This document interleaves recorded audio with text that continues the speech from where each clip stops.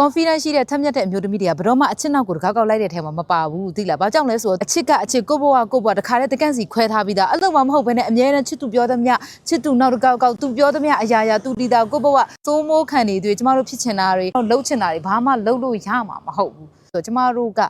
ရှေ့လျှောက်ဖြစ်ချင်တာတွေအတွက်ကိုပဲအားကိုးရမှာ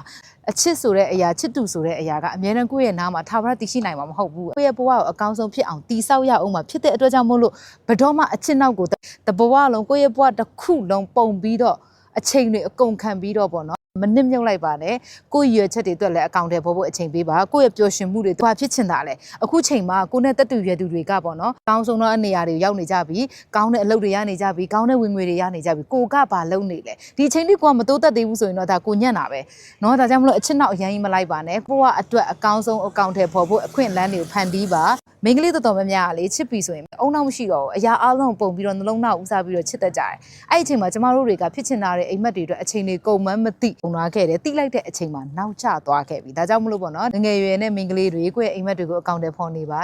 ကိုဖြစ်ချင်တာတွေအတွက်လည်းစဉ်းစားပါလို့ဒီနေရာလေးကနေပြောချင်ပါတယ်မနှက်ဖြန်ဆိုတာဘာဖြစ်မှန်းမသိတဲ့ကာလတစ်ခုမှာပေါ့ပျော်ရွှင်ဖို့အချိန်ပေးဖို့လိုပါတယ်ဒါကြောင့်မလို့ပေါ့နော်ကိုလည်းလေးစားပါကိုလည်းချစ်ပေးဖို့မမေ့ပါနဲ့လို့အေးနေနဲ့ဒီနေရာလေးကနေအားလုံးပြောပြချင်ပါတယ်အားလုံးကျေးဇူးတင်ပါတယ်